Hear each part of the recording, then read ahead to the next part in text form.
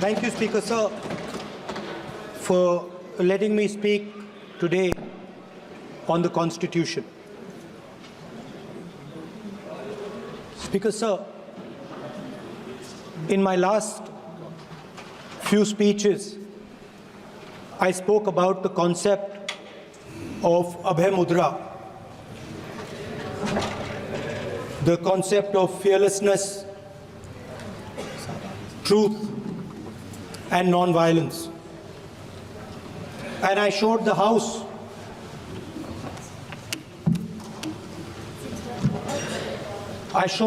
images of our different religions displaying this Abhay Mudra.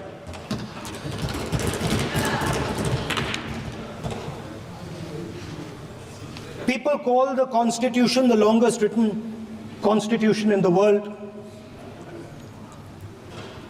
But the Constitution contains a set of ideas from one philosophy of our nation, one central philosophical set of ideas of our nation. When we look at the Constitution and we open the Constitution, we can hear the voice and the ideas of Ambedkar, of Mahatma Gandhi, of Jawaharlal Nehru. But where did those ideas come from? Those ideas came from an old, profound tradition in this country. Those ideas came from Shiva, from Guru Nanak, from Basavana, from Buddha, from Mahavir, from Kabir, from a list of people. So when we speak of the Constitution and we show the Constitution, of course it is a document of modern India, but it could never have been written without ancient India and her ideas. So when we look at this Constitution, we remember this list of people, all different variations on the same idea. And in front of us stand the people who follow a very different philosophical tradition. And I want to start my speech by quoting what the supreme leader, not of the BJP, but of the modern interpretation of the ideas of the RSS has to say about the Constitution of India and about how he thinks India should be run. The worst thing about the Constitution, the worst thing about the Constitution of India is that there is nothing Indian about it. Manusmriti is that scripture which is most worshipable after Vedas for our Hindu nation, and from which our ancient times have become the basis of our culture, customs, thought, and practice. This book, for centuries, has codified the spiritual and divine march of our nation. Today, Manusmriti is law. These are the words of Savarkar. Mr. Savarkar has clearly stated in his writings that there is nothing Indian about our Constitution. He has clearly stated that the book India is run by should be superseded by this book. And this is what the fight is about. Now, it's nice that all of you are so-called defending the Constitution. But I want to ask you, do you stand by your leader's words? Do you support your leader's words? Because when you speak in parliament about protecting the constitution, you are ridiculing Savarkar. You are abusing Savarkar. You are defaming Savarkar. I'd like to quote also in Hindi. Bharat के संविधान के बारे में सबसे बुरी बात तो यह है कि इसमें कुछ भी भारतीय नहीं है।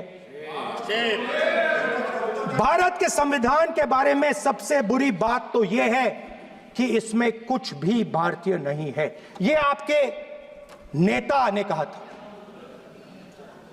जिसकी आप पूजा करते हैं। Speaker sir, I described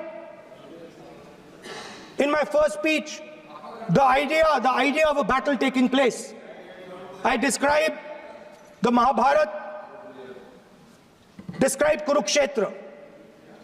There is a battle taking place today in India.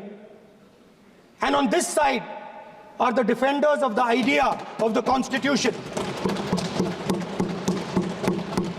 And from each state we have one. If you ask us Tamil Nadu, we will tell you Periyar. If you ask us Karnataka, we will say Basavana. If you ask us Maharashtra, we will say Phule ji, Ambedkar ji. If you ask us Gujarat, we will say Mahatma Gandhi. आप speaker को You praise these people. You praise these people hesitatingly because you have to. But the truth is that you want India to be run the way it used to be run. जैसे हिंदुस्तान पहले चलाया जाता था, वैसे ही आप हिंदुस्तान को चलाना चाहते हो। मैं बता रहा हूं, आ रहा हूं। पेशेंस रखिए थोड़ी, इतना एक्साइटमेंट नहीं होना चाहिए। स्पीकर सर, जब मैं छोटा था दिल्ली में, स्पीकर सर, दिल्ली के चारों ओर जंगल हुआ करता था। जो आज यहां रहते हैं उनको ताजुब होगा कि एम्स के बिल्कुल बगल में जंगल शुरू होता था। जहां रेलवे म्यूजियम है वहां पे जंगल शुरू होता था। वैसे ही जंगल में, दोनों नॉर्थ और साउथ, वैसे ही जंगल में हजारों साल पहले एक युवा, 6-7 साल का युवा, हर रोज सुबह उठ के 4 बजे उठ के,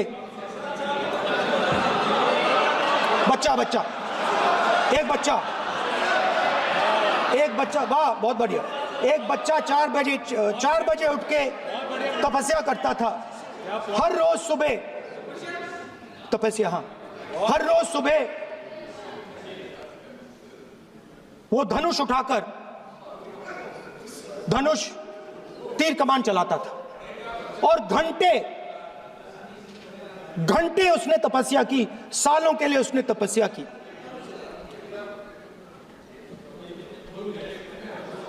पास लोगों को पता लगने लगा कि लड़का है। यही तो आप नहीं समझ सकते हो, यही प्रॉब्लम है, यही तो प्रॉब्लम है। धनुष में तपस्या है, मनरेगा के काम करने में तपस्या है। तपस्या का मतलब शरीर में गर्मी पैदा करना, समझिए। हाँ, तब का ये मतलब है, तपस्या का ये मतलब है। तो ये तपस्या कर रहा था, लोगों को पता लगा और वो गुरु के पास गया। लड़के का नाम एकलव्य था और वो गुरु के पास गया और उसने कहा, गुरु द्रोणाचार्य जी, मैं सालों से धनुष चलाना सीख रहा हूं, मैंने अपनी पूरी शक्ति इसमें डाली है,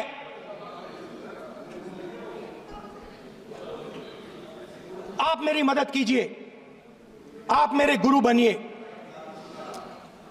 द्रोणाचार्य जी ने एकलव्य को कहा कि आप ऊंची जात के नहीं हो, आप ऊंची जात के नहीं हो, आप द्विजा नहीं हो,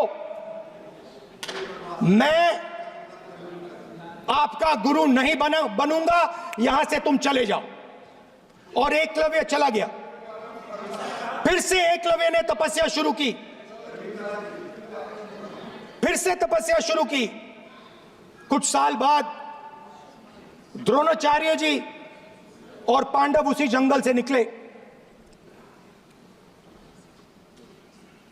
एक कुत्ता भौंक रहा था, कहानी आपने सुनी है, सुना देता हूं। कुत्ता भौंक रहा था,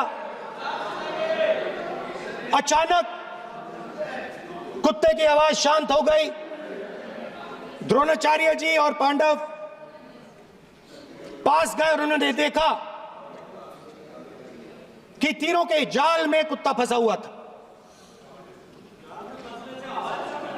मुंह में तीर था एक, हाँ, मगर कुत्ता तीरों के जाल में फंसा था, एक तीर मुंह में थी, शांत था कुत्ता, मगर कुत्ते को चोट नहीं लगी। एकलव्य ने अहिंसा के साथ कुत्ते को शांत किया था। द्रोणाचार्य जी आते हैं और एकदम पूछते हैं, तुम्हें यह किसने सिखाया? एकलव्य जवाब देता है, द्रोणाचार्य जी, यह मैं सीखा हूं, मैंने तपस्या की है, घंटों मैंने प्रैक्टिस की है।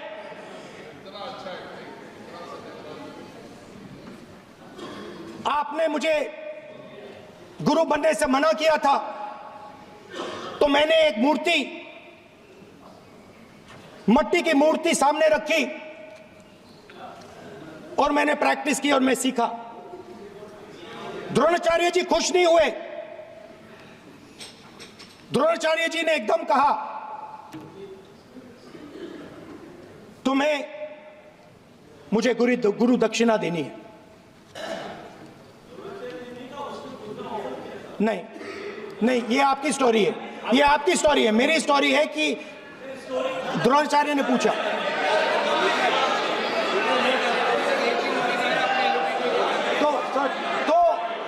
तो द्रोणाचार्य जी ने, Sir, the PM will not speak. You have to understand. If you are not giving order, Prime Minister has to speak. That you have to understand. If you are not giving protection, if you are not giving protection to LOP, then Prime Minister has to speak here. I will tell you. We will be very clear. माननीय सदस्य, आपको मैंने कई बार कहा, आप धमकी शब्दों में मत बोला करिए। एक मिनट जाती। द्रोणाचार्य जी ने, कार्य मंत्री बोले, कितने डिस्टर्बेंस कर रहे थे। द्रोणाचार्य जी ने कहा कि मुझे आप गुरु दक्षिणा दीजिए। मेरी स्पीच ले ली आपने। तो द्रोणाचार्य जी ने उनसे कहा कि गुरु दक्षिणा के लिए मुझे तुम्हारा हुनर, तुम्हारा भविष्य, तुम्हारा अंगूठा चाहिए। और एकलव्य ने अंगूठा काट के द्रोणाचार्य को दे दिया।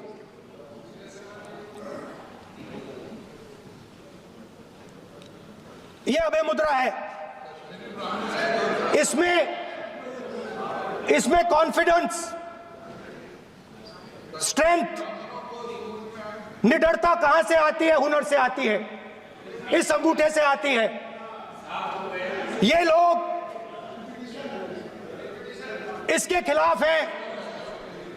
जैसे द्रोणाचार्य जी ने एकलव्य का अंगूठा काटा, वैसे ही आप पूरे देश का अंगूठा काटने में लगे हुए हो। आप जैसे ही एकलव्य का, जैसे द्रोणाचार्य जी ने एकलव्य का अंगूठा काटा, वैसे ही आप हिंदुस्तान के युवाओं का, जैसे ही एकलव्य ने,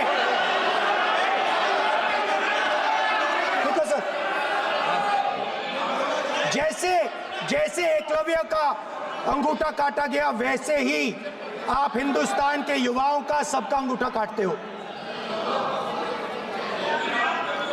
जब आप अदानी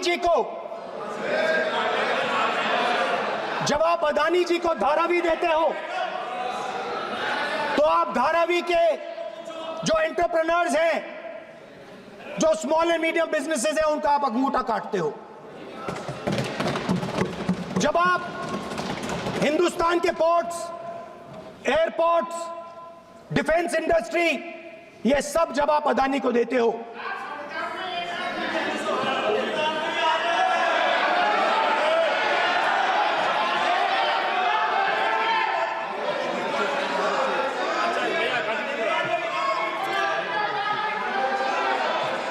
हिंदुस्तान के सारे जो फेयर प्ले बिजनेसेस हैं, जो ईमानदारी से काम करते हैं, आप उन सब का अंगूठा काटते हो जब आप अदानी की मदद करते हो।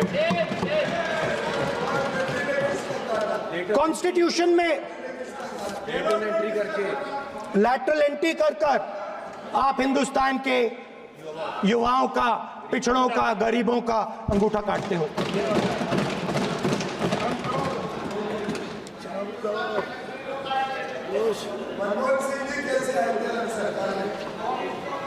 सर, स्पीकर सर, जैसे एकलव्य ने प्रैक्टिस की थी, वैसे ही हिंदुस्तान के युवा सुबह उठकर 4 बजे उठकर अलग अलग एग्जाम्स की तैयारी करते हैं। आपने देखा होगा, पहले हजारों युवा सुबह उठकर रनिंग करते थे, वेट ट्रेनिंग करते थे आर्मी में जाने के लिए। जब आपने अग्निवीर लागू किया, तो आपने उन युवाओं की उंगली काटी।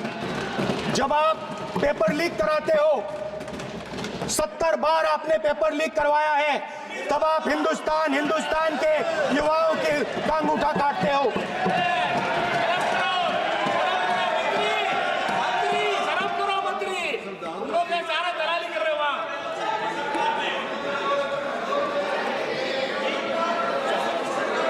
आज बाहर, दिल्ली के बाहर आपने किसानों पर टीयर गैस चलाया है, आपने किसानों पर लाठीचार्ज किया है। किसान आपसे एमएसपी मांगते हैं, सही दाम मांगते हैं, मगर आप अदानी को फायदा पहुंचाते हो, अंबानी को फायदा पहुंचाते हो और किसान का अंगूठा काटने का काम करते हो। देखिए, हम कहते हैं अभय मुद्रा, हम कहते हैं डरो मत, आप कहते हो हम आपका अंगूठा काट देंगे। ये फर्क है। एक तरफ कौन सर बोले, मेरे कहना है कि हम एक मिनट प्लीज बैठिए, आप बैठिए, प्लीज बैठिए, आप बैठिए। आज हम भारत के संविधान की 75 वर्ष की गौरवशाली यात्रा कर रहे हैं, और कर भाई ये चर्चा हुई थी कि हम संविधान की चर्चा करते समय उसकी उच्च कोटि की ये अपेक्षा है। आप स्पीकर सर, आप राष्ट्रपति भाषण नहीं है। कॉन्स्टिट्यूशन में कहीं नहीं लिखा है कि मोनोपोली होनी चाहिए। कॉन्स्टिट्यूशन में कहीं नहीं लिखा है कि पेपर लीक होना चाहिए। कॉन्स्टिट्यूशन में कहीं नहीं लिखा है कि अग्निवीर होना चाहिए। कॉन्स्टिट्यूशन में ये सब नहीं लिखा है, इसलिए मैं यहाँ रेस कर रहा हूँ। कॉन्स्टिट्यूशन में नहीं लिखा है कि हिंदुस्तान के युवाओं का अंगूठा काटना चाहिए, उनका जो हुनर है उनसे छीना जाना चाहिए।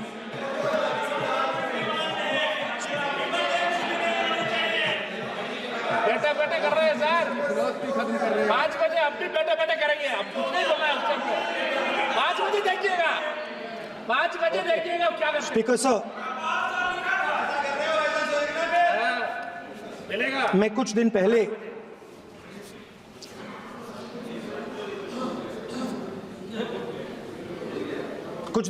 मैं हाथरस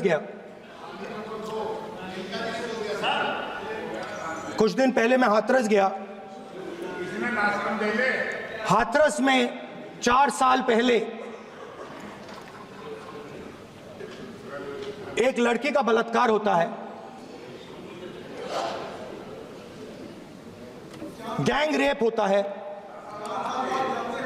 3-4 लोग गैंग रेप करते हैं मैं 2-3 दिन पहले उस लड़की के परिवार के घर में गया।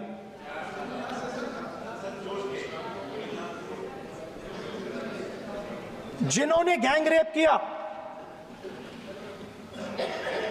वो बाहर घूम रहे हैं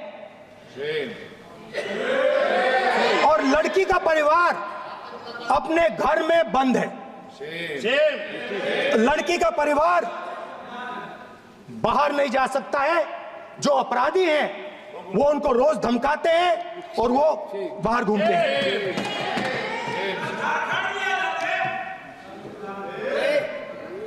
परिवार ने मुझे बताया कि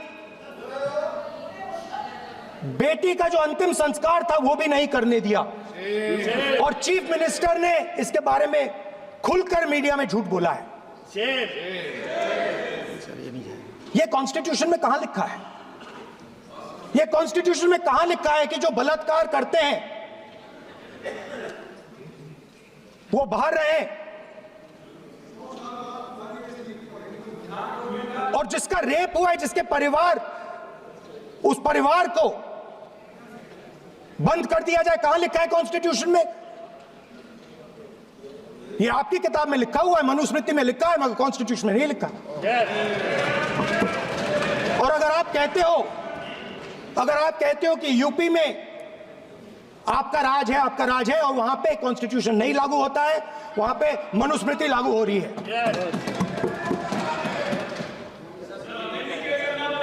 परिवार ने मुझे कहा कि यूपी की सरकार ने उन्हें वायदा किया था, कहा था कि हम आपका रिलोकेशन करेंगे, आपको कहीं और रहने की जमीन देंगे। आज तक 4 साल हो गए हैं, आज तक उनका रिलोकेशन नहीं किया गया है। और हर रोज उन्होंने मुझे फोटो दिखाई, वो बाहर निकलते हैं और जिन्होंने बलात्कार किया वो धमकाते हैं उनको। तो मैं इस हाउस में कहना चाहता हूं कि अंबेडकर जी के संविधान वाले लोग, इंडिया गठबंधन वाले लोग, हम सब मिलकर उस परिवार का रिलोकेशन हम करेंगे अगर आप नहीं करोगे तो। और हिंदुस्तान के हर गरीब व्यक्ति को हम ये कहना चाहते हैं, आपकी रक्षा कॉन्स्टिट्यूशन करता है और ये बीजेपी के लोग कॉन्स्टिट्यूशन पर 24 घंटा आक्रमण करते रहते हैं। कॉन्स्टिट्यूशन में लिखा है prohibition of discrimination on grounds of religion, race, caste, sex और place of birth. The state shall not discriminate against any citizen on grounds only of religion, race, caste, sex, place of birth or any of them. Some days back, youngsters from Sambal came to see me. Innocent people, they had done nothing. They were just, वो बस पास में थे, 5 लोगों को गोली मार के हत्या कर दी। ये कहां लिखा है कॉन्स्टिट्यूशन में? ये कहां लिखा है कॉन्स्टिट्यूशन में? तो लिखा है prohibition of discrimination of grounds of religion. और जहां भी आप जाते हो, एक धर्म को दूसरे धर्म से लड़ाते हो, नफरत फैलाते हो। कहां लिखा है कॉन्स्टिट्यूशन में? कहां लिखा है कॉन्स्टिट्यूशन में कि एक धर्म को दूसरे धर्म से लड़ाना है?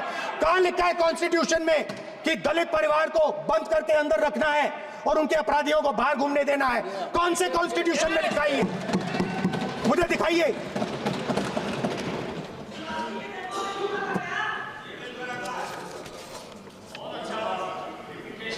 स्पीकर साहब, हमारी जो विचारधारा है, इंडिया गठबंधन की विचारधारा है, वो देश में कॉन्स्टिट्यूशन लाई है। हम सब मिलकर कॉन्स्टिट्यूशन की रक्षा करते हैं।